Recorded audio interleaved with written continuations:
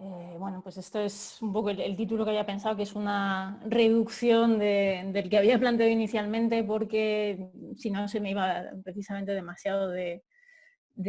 tiempo y a veces es mejor concentrar y poder bueno, pues quedarse un ratito más en cuestiones que puedan resultar interesantes, ¿no? Entonces, me gustaría hablar de estos, sobre todo estos signos y de una relación desde el campo de los afectos a la construcción del paisaje. Cuando pensaba en cómo introducir todos estos temas y sabiendo que precisamente con Carlos una de las cosas que nos une es este amor declarado por Albert Camus, eh, yo recordaba este pequeño fragmento que está al comienzo de La peste, que además es un libro que nos ha venido muy bien estos últimos meses para entender también muchas solidaridades que se ven en ese libro y que hacen falta cuando la peste llega también, y la peste literal además. Es un fragmento, no lo voy a leer, quien quiera leer pues ahí lo tiene, lo resumo un poco, es un momento al comienzo de la novela en el que precisamente en ese calor y en esa pesadez, en esa calidez donde el tiempo está en suspenso en la ciudad, uno de los protagonistas, Tagu, se fija en una persona, un viejo que todos los días anda rompiendo pequeños papeles y lanzándolos por la ventana,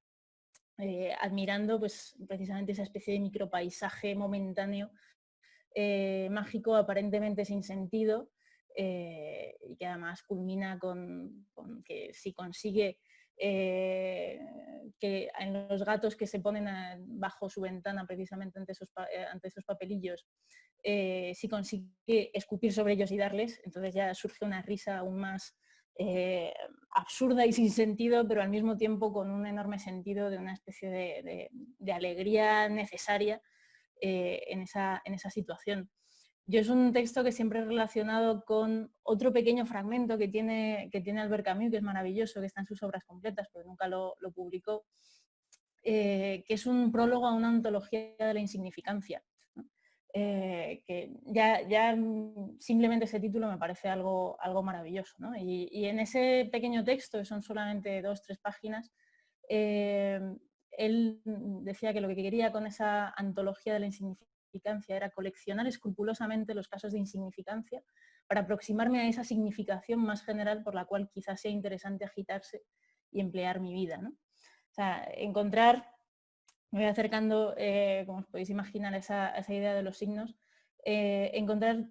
bajo esos signos que aparentemente damos por desapercibidos, que forman parte de un fondo al que no atendemos, ¿no? El viernes pasado eso preguntaba sobre esa cuestión del fondo, que me parece tan importante en nuestros mundos de atenciones comprometidas actuales. Pues de pronto esas cosas que pasan desapercibidas realmente tienen la capacidad de darnos un significado mucho más, no diré profundo, porque no creo que sea una cuestión de entrada a las profundidades, sino que es una cuestión sencillamente a un significado más real, ¿no? a una vibración de lo que está vivo, más próxima a lo que somos, ¿no? Entonces, era una forma de aproximarnos a unos signos que precisamente nos llevan a esa naturaleza, no como entidad construida, sino esa naturaleza autónoma que de pronto nos produce un virus, Dios sabe dónde, o echa fuego por algún volcán, y que nos guste o no, y pese a todos los discursos de la naturaleza como una cosa construida, sigue habiendo una naturaleza básica, de la que somos parte, además no somos artificios, sino que somos parte, y que es esa vibración que a mí me gusta pensar que Camus andaba buscando a través de esas insignificancias, ¿no? Y entonces, cuando hablo de los signos, precisamente no me estoy refiriendo a todo el campo de la semiótica que el siglo XX nos ha dado para aburrir, y a una cuestión de signo significante, todo eso, sino una cuestión mucho más básica, mucho más relacionada con esa base vital de lo que somos y de dónde estamos. Y que me gusta siempre esta mención que hace a este término Gilles Deleuze y en sus diálogos con Claire Parnet. Tiene un fragmentito en el que, precisamente hablando de Spinoza, están describiendo cómo en la filosofía de Spinoza funcionan los afectos, ¿no? Los afectos como aquello que nos conecta con el mundo, aquello que nos toca del mundo y de aquella forma en la que tocamos al mundo, ¿no? Una cuestión increíblemente táctil, increíblemente corpórea, y definida a través de intensidades, ¿no? Entonces, por lo tanto, también muy próxima a nociones del paisaje, a esas cosas que no se pueden medir perfectamente, sino que necesitan ser entendidas por sus variaciones. Entonces, bueno, en ese fragmento vienen hablando del trabajo de Von Uexküll sobre la garrapata y los animales y los distintos medios que crea cada animal, y dicen cómo, pues eso, llamamos señal a lo que provoca un afecto, a lo que viene a efectuar un poder de ser afectado. O sea, aquel momento de toque que tiene un sentido, un significado, porque transforma la afectividad de un cuerpo. Por tanto, la capacidad de acción o la capacidad de pasión, en otros casos, etc. O sea, aquello que nos implica con el mundo, más allá de significados, como digo, lingüísticos o más digamos que vendrían ya en una capa posterior. Estamos hablando de unos signos que simplemente tocan al cuerpo y con los que el cuerpo toca al mundo. Entonces, habla de unos cuantos signos como estrellas en una inmensa noche negra, ¿no? Me parece una imagen bellísima y que pues, acabaré precisamente hablando de la utilización del conocimiento del territorio por parte de los esclavos que huían en el ferrocarril subterráneo de los Estados Unidos en el siglo XIX y que se guiaban precisamente con signos que eran como estrellas en una inmensa noche negra, ¿no? Entonces, bueno, pues esos signos que nos sirven para orientarnos a través de un conocimiento corporal en contacto con el medio que nos rodea. Entonces, bueno, todo esto viene de una investigación doctoral que precisamente Carlos conoce y en la que intentaba mostrar cómo necesitamos pensar el cuerpo en relación con la arquitectura, pero no tanto la arquitectura como modificación, sino la arquitectura como una labor de establecer nuestro estar en el mundo, de generar unas relaciones muy variadas, con muy distintas materialidades y que son las que nos construyen como entidades en el mundo. Entonces, frente al hombre vitruviano clásico de la arquitectura, yo empecé a explorar la existencia de otros muchos cuerpos, ¿no? Otros cuerpos que rompían radicalmente con las clasificaciones estándar y que rompían también con muchas de las consecuencias disciplinares de ese primer cuerpo estandarizado. Era el interés de ese cuerpo para pensarlo como el origen precisamente de lo arquitectónico, de la construcción del espacio. Es desde nuestra capacidad de generar esas relaciones afectivas, un afecto entendido como acabo de decir, como ese intercambio constante con el mundo, como podemos entender la arquitectura, ¿no? Desde ese cuerpo y no simplemente como una cuestión de edificación o más específica. Entonces, ese cuerpo me servía para plantear una idea de arquitectura menor. Es un concepto trasladado también de la obra de Deleuze y de Guattari, que ellos hablaban de una literatura menor aplicada a Kafka. Jill Stoner en Estados Unidos planteó también su aproximación a esa arquitectura menor. Yo a lo largo de la tesis, pues bueno, intentaba explorar lo que podía significar la arquitectura menor como algo que es siempre colectivo, o sea, no existe cuerpo constructor de mundos aislados, siempre es una labor que le va a implicar con otros, ya sean otros humanos o ya sean otras cosas que forman parte del mundo. Es una intervención en el espacio donde siempre la supervivencia está en juego, o sea, esa significación de la que hablaba Camus, que está por debajo de las cosas, es de lo que se trata, de entender sus vibraciones y de jugar con ella. Y es aquella que trabaja con pues, haciendo diverger los usos habituales de una lengua mayor, ¿no? En este caso, pues de la disciplina arquitectónica.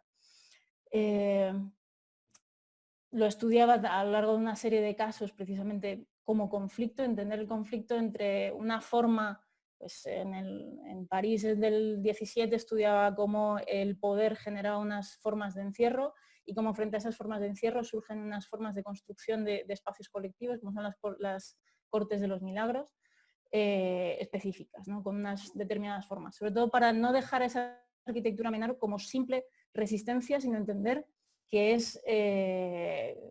que tiene entidad por sí misma y que además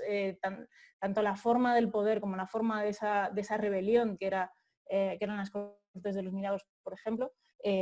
son formas que se constituyen mutuamente, ¿no? Entonces, entender ese conflicto espacial como método, que es precisamente lo que os quiero contar, porque de ahí acabé con este vídeo, que además creo que no se oye, pero no pasa nada. Es un fragmento de la serie Mr. Robot, que es ya de 2012, si no recuerdo mal. Un joven totalmente fuera del mundo y con mucha capacidad para hackearlo todo, pero sin capacidad alguna para relacionarse precisamente con ese mundo más allá de la tecnología, es captado por otro hacker, que es Mr. Robot, y para formar parte de su célula hacker también. Hay un momento precisamente que se lo llevan aquí en Coney Island, ese Coney Island así abandonado, fuera de temporada, y le presenta el resto de la célula y él se queda sorprendido y le dice, pero ¿cómo qué es esto? Que os veis las caras, que trabajáis juntos cuerpo a cuerpo y no a través de 20.000 barreras informáticas. Y entonces el Mr. Robot le dice simplemente, nuestra encriptación es el mundo real, ¿no? Es precisamente ese espesor, esa materialidad del territorio, de la ciudad, del mundo, lo que nos protege, porque es mucho más profundo que cualquier forma tecnológica, ¿no? Entonces, precisamente eso me lleva a una preocupación por la idea de la clandestinidad como una construcción o una práctica menor, una práctica de arquitectura menor, porque es la construcción de una invisibilidad, la construcción de zonas no accesibles y la habilidad para trabajar y para moverse y para construir dentro de esa aparente oscuridad o de esa limitación. Entonces, ahí es donde estoy trabajando ahora mismo, en esa tensión entre una hipervisibilidad marcada por la tecnología y, bueno, pues precisamente por la tecnología, que no por la técnica, ¿no? Una aplicación de las técnicas que tenemos disponibles con un marcado objetivo que sabemos que, bueno, pues es claramente con una intención de acumulación de capital, de acumulación de datos, de acumulación de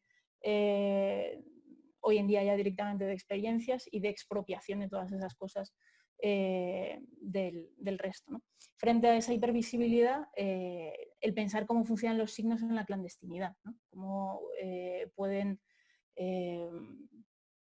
Cómo actúan y cómo son utilizados dentro de una práctica de arquitectura menor. En cuanto a esa hipervisibilidad, y de forma muy breve, porque me parece más interesante entrar en la otra parte, todos conocemos esta imagen del panóptico y esa idea de un ojo que todo lo mira y sobre todo desde esa posición central tiene capacidad de hacerte pensar que estás siendo mirado y por lo tanto inscribes dentro de ti mismo esa vigilancia. Me interesa cómo Bruno Latour plantea hace ya unos años la idea del oligóptico, es decir, ya no se trata de un gran ojo central que todo lo ve, que tiene gran precisión, sino muchísimos ojos muy pequeños que no ven tan bien, pero precisamente por su cantidad lo que generan es un campo absoluto de visibilidad, ¿no? La imagen del centro por ejemplo, ya tiene también unos años, que fue el mapa que se hizo del censo, en el que cada uno de los puntos, cada una de las personas está marcada con un punto, ¿no? Entonces, vemos ya cómo bajamos a esas medidas minúsculas, porque además si pensamos que cada una de esas personas está sensorizada, por así decirlo, o captada por 20.000 sensores, por 20.000 medios a través del ordenador, del teléfono, de 20.000 cosas, vemos cómo precisamente se hace esa multiplicación de ojos. Y lo que ocurre con los signos en ese marco es que se convierten en una acumulación y en un exceso, como vemos en la imagen de la derecha, ¿no? Donde lo que se produce es un ruido. Es un signo que ya no tiene capacidad, ya no es ni siquiera un signo insignificante, es un signo asignificante, que dice Félix Guattari. Es un signo que funciona como un golpetazo y lo vemos con las imágenes, ¿no? Podemos ver 20.000 imágenes en Instagram, pero realmente no tienen capacidad de generar un vínculo con nosotros, no tienen capacidad de afectarnos porque las hemos olvidado a los 30 segundos. Simplemente tienen capacidad de darnos golpes. Golpes que a la larga lo que acaban haciendo es bueno, pues, empequeñeciendo el mundo, porque es una especie de anestesia a base de shocks el cuerpo se va cerrando porque si no se bloquearía ante tal exceso, ¿no? No sé cómo voy de tiempo, un poco mal, ¿no?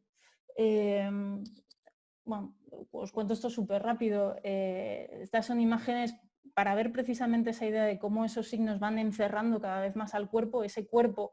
que es quien tiene la capacidad de construir espacio, quien tiene la capacidad de construir relaciones afectivas y expandir, por tanto, la espacialidad de un cuerpo, la espacialidad de una comunidad, etc.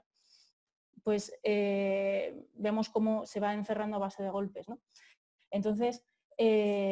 aquí os traía unas imágenes de un estudio que hicieron Callahan y Palmer en 1943, si no recuerdo mal, perdonadme que no tengo las notas,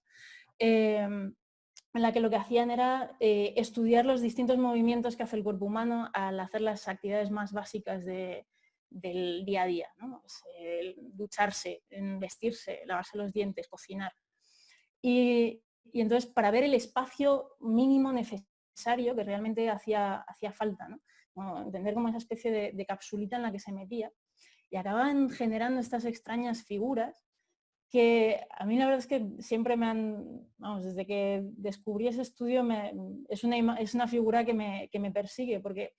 aquí hay algo en lo que parece que se estaba estudiando como decir, bueno, pues esto es la capacidad de alcance de un cuerpo, pero no es así, o sea, realmente estaba funcionando como decir, bueno, esto es lo que necesitamos dejar desde fuera para que ese cuerpo pueda seguir funcionando, ¿no? Entonces vemos cómo ya el cuerpo no funciona en un intercambio afectivo con el mundo, en un recibir esos toques, pero también darlos, sino que cada vez más es moldeado su capacidad de acción dentro de esos signos de la hipervisibilidad, ¿no? Entonces, bueno, volviendo a esa, para ir pasando a los signos en la clandestinidad, esta primera imagen, que no sé si se carga así, pero bueno, tampoco importa mucho que se vea o no, es de nuevo de esa serie de Mr. Robot, donde el personaje de Elliot, ese hacker que os mencionaba antes, está con su vecina, una vecina a la que dice, no, pues yo a esta vecina la conozco de maravilla, porque le he hackeado todas las cuentas y ya me sé toda su vida a través de Facebook y demás. Y de pronto ella le sorprende y le saca un trozo de tela que ella ha cosido y demás. Entonces hay un momento en el que él lo está tocando y queda fascinado porque de pronto, precisamente a través del tacto, ahí se ha roto ese bombardeo de signos de la hipervisibilidad y ha entrado otra posibilidad de contacto con el mundo, ¿no? Entonces esa condición táctil me parece muy interesante para llegar a esta muy breve definición del paisaje como imagen afectiva, ¿no? Imagen afectiva que desborda lo visual. Yo desde hace tiempo, precisamente influenciada por ese trabajo de Darío Gazapo en relación con el pensamiento de Oteiza del paisaje como corporeidad múltiple, me parece interesante desligar el paisaje de lo óptico, de una mirada, y entender que la imagen afectiva que se construye es mucho más compleja y toca el cuerpo de muy distintas maneras. Spinoza hablaba de la imagen como aquello que nos hace presente otra cosa, pero no habla en ningún momento de hace presente a la mirada o hace presente a los ojos, sino que toca el cuerpo de tal manera que se hace algo presente, ¿no? Entonces es una cosa muchísimo más ambiental y donde el resto de sentidos tienen otro papel, ¿no? El cuadro de Millet es clásico, aunque haya cortado por mantener los cuadrados el arco iris, pero esa chica ciega que a través del tacto de la hierba está pudiendo sentir todo ese paisaje de otra manera. Es otro paisaje, pero no deja de ser un paisaje. Entonces, lo que me interesa es recuperar esa imagen afectiva basada en el tacto, ¿no? Un tacto además que podemos explorar desde muy distintos sitios. La segunda imagen, que es el juego de las tinieblas, ¿no? Ese momento, además ahí nos vamos acercando a esa idea de clandestinidad, porque es aprender a movernos en la oscuridad, aprender a movernos allí donde los ojos no funcionan de la misma manera o donde la visibilidad, los regímenes de visibilidad no funcionan de la misma manera y donde lo que tengo que hacer es desarrollar el conocimiento espacial que tengo de esa imagen afectiva, de esos paisajes que he construido y que están inscritos en mi cuerpo. Son los que me guían. Ya no hablamos ya de mapas dibujados, escritos, y perfectamente cartografiados con sus localizaciones, sino de un cuerpo que está inscrito, que está inscrito en el cuerpo y que es invisible, ¿no? Frente a eso, bueno, pues ponía la imagen esta de la película de Polanski, de Repulsión, donde tenemos más bien ese tacto, donde hay un factor imaginario, donde hay un factor de dislocación con lo real, que podría tener mucho más relación con esa forma de tocarnos del signo de la hipervisibilidad, ¿no? Y aquí ya acabo precisamente con dos casos que ahora estoy estudiando y que, bueno, pues pronto confío en tener primeras publicaciones al respecto, que son el ferrocarril subterráneo que mencionaba anteriormente, que es la primera mitad del siglo XIX y hasta el momento de la Guerra Civil y del final de la esclavitud en los Estados Unidos. Hay toda una infraestructura no explícita, pero sí operativa a lo largo del territorio de los Estados Unidos, de gente que va ayudando a los esclavos del sur a llegar hasta el norte y sobre todo hasta Canadá, ¿no? Entonces, en esos casos, este plano que queda muy bonito, pero precisamente lo que muestra es la imposibilidad de captar algo como el ferrocarril subterráneo, una infraestructura clandestina de tal nivel, en un mapa, porque realmente este mapa habría que poner las líneas borrosas, no existían unas líneas definidas, sino que el esclavo iba siguiendo determinados, el esclavo fugitivo iba siguiendo determinados signos que se le dejaban en el paisaje, pues, por ejemplo, cuando llegaba a un cruce de caminos, era conocido por ellos de otros esclavos que lo habían hecho antes, que para saber por cuál tenía que ir al tronco del árbol más próximo, y ahí, dependiendo de dónde encontraba un clavo clavado, significaba que debía tomar el de la izquierda o el de la derecha. No vemos esa dimensión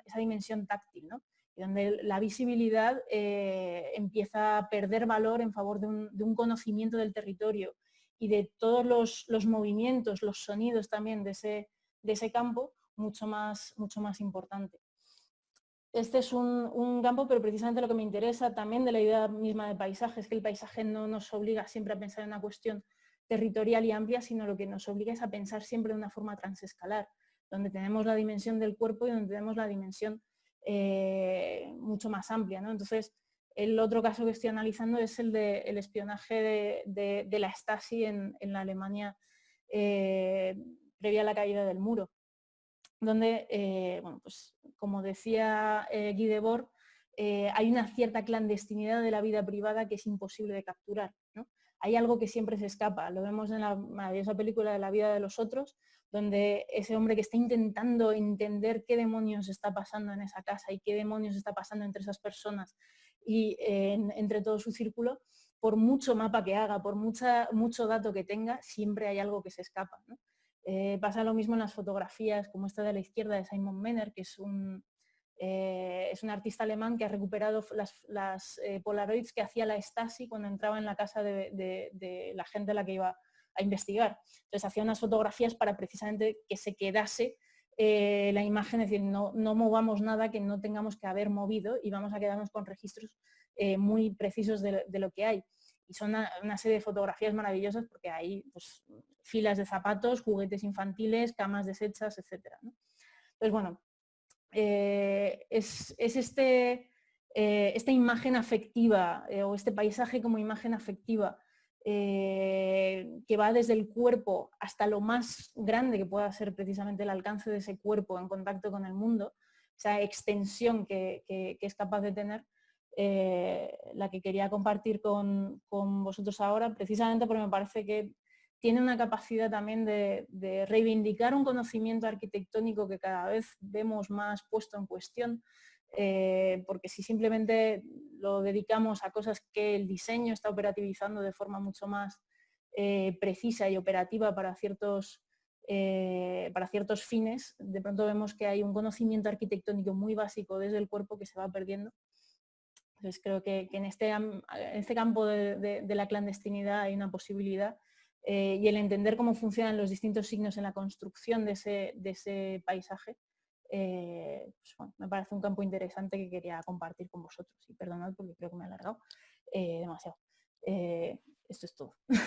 Muchas gracias, Lucía, muchas gracias.